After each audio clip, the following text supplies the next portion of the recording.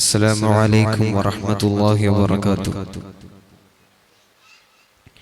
بسم الله الحمد لله والصلاة والسلام على أشرف المرسلين برضا الله أما بعد. പ്രിയപ്പെട്ട ഉസ്താദുമാർ, എൻ്റെ ശബ്ദം ശ്രവിക്കുന്ന മുതഅല്ലിം സുഹൃത്തുക്കൾ, അൽവാഹയുടെ ഈ മഹത്തായ വേദിയിൽ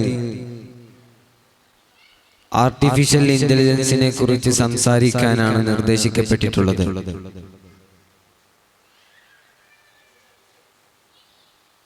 ആർട്ടിഫിഷ്യൽ ഇന്റലിജൻസ് അഥവാ നിർമ്മിത ബുദ്ധി അതിവേഗം വളരുകയാണ്. യന്ത്രങ്ങളുടെ ബുദ്ധിയാണ് നിർമ്മിത ബുദ്ധി. പതിയെ പതിയെ മനുഷ്യന്റെ ദൈനംദിന ജീവിതത്തിലേക്ക് AI പ്രവേശിച്ചുകൊണ്ടേയിരിക്കുകയാണ്. മനുഷ്യന്റെ ഭൗതിക മണ്ഡലവും നിർമ്മിത ബുദ്ധിയും തമ്മിലുള്ള അകലം കുറഞ്ഞുവെന്ന് തോന്നി തുടങ്ങിയത് നമ്മളെപ്പോലെ നമ്മുടെ ഭാഷയിൽ സംസാരിക്കാൻ ശേഷിയുള്ള പുതിയ ചാറ്റ് GPTയുടെ വരവോടെയാണ്. ചിത്രങ്ങൾ മനസ്സിലാക്കാൻ വരെ കഴിവ് നേടിയ പുതിയ ചാറ്റ് GPT മനുഷ്യനെ പോലെ ചിന്താശേഷിയുള്ള ആർട്ടിഫിഷ്യൽ ജനറൽ ഇന്റലിജൻസ് എന്ന ഫാന്റസി യാഥാർത്ഥ്യമാക്കി വെക്കുമെന്ന വിമർശനവും ഉയരുന്നുണ്ട്. പുതിയ സാഹചര്യത്തിൽ മനുഷ്യ ബുദ്ധിക്കുമേൽ നിർമ്മിത ബുദ്ധി ആധിപത്യം സ്ഥാപിച്ചേക്കുമെന്ന ഭീതിയാണ് ആർട്ടിഫിഷ്യൽ ഇന്റലിജൻസിന്റെ തലതൊട്ടപ്പൻ എന്നറിയപ്പെടുന്ന ജെഫ്രി ഹിൻടനെ ഗൂഗിളിൽ നിന്ന് രാജിവെക്കാനും AIക്കെതിരെ പൊരുതാനിറങ്ങാനും പ്രേരിപ്പിച്ചത്.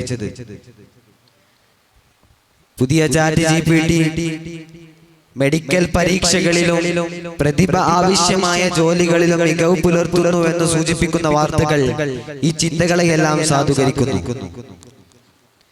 വിവരങ്ങൾ ഓർത്തുവെക്കുന്നതിൽ വലിയ കാര്യമൊന്നുമില്ല എന്ന ധാരണ നമ്മളിൽ വളർത്തിയെടുത്ത് നമ്മളെ കൂടെ സ്മാർട്ട് ഫോൺ വഴി സദാസമയം ഉണ്ടാവുന്ന ഗൂഗിളാണ്.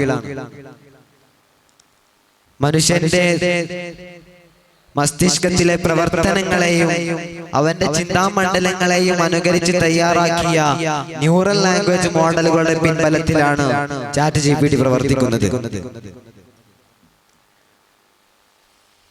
മാനസികമായ അടുപ്പം തോന്നുന്ന തരത്തിൽ ലളിതമായ ഭാഷയിൽ മനുഷ്യനെ പോലെ സംസാരിക്കാൻ ശേഷിയുള്ള പുതിയ ചാറ്റ് GPT സെർച്ച് സംവിധാനങ്ങളിലേക്ക് എത്തുമ്പോൾ വായനയും വിവരാന്വേഷണവും കൂടുതൽ യാന്ത്രികമാകും.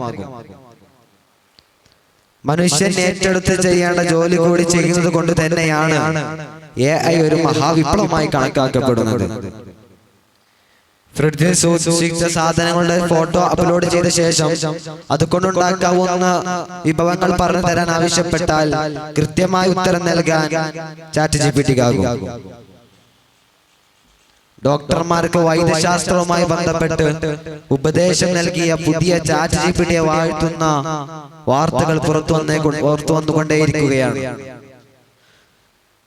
തമാശ പറഞ്ഞും അനുകമ്പ പ്രകടിപ്പിച്ചുമൊക്കെ ആളെ കയ്യിലെടുക്കാനുള്ള തന്ത്രങ്ങൾ വാർഡിന്റെ കൈവശമുണ്ട്. തമാശയടക്കം വൈകാരിക തലത്തിൽ നിന്ന് മനുഷ്യനെ പോലെ സംസാരിക്കാൻ പുതിയ ചാറ്റ് GPTക്ക് കഴിവുണ്ട്. എന്നാൽ മനുഷ്യൻ സ്വന്തം ബുദ്ധിശക്തിയും യുക്തിയും അനുഭവജ്ഞാനവും ഉപയോഗിച്ച് കണ്ടെത്തി ഉറപ്പുവരുത്തുന്ന വിവരങ്ങളുടെ വിശ്വാസ്യത നിർമ്മിത ബുദ്ധി കേന്ദ്രങ്ങൾ തരുന്ന ഉള്ളടക്കത്തിനുണ്ടാകില്ല. ചാറ്റ് GPTക്ക് സത്യാവസ്ഥയോട് ഒരു പ്രതിബദ്ധതയും ഉണ്ടാവേണ്ട കാര്യവുമില്ല. ഹിറ്റ്ലറാണ് ശരിയെന്നും ജൂതരാണ് സെപ്റ്റംബർ 11 ഭീകരാക്രമണം നടത്തിയതെന്നും തുടങ്ങുന്ന വാർത്തകൾ വന്നത് അങ്ങനെയാണ്. GPT-4 പതിപ്പ് കൂടി വന്നതോടെ മനുഷ്യവംശത്തിനു തന്നെ ഭീഷണിയാകുന്ന തരത്തിലേക്കാണ് പുതിയ ഗവേഷണങ്ങൾ പോകുന്നത് എന്ന ചിന്ത വ്യാപകമാണ്.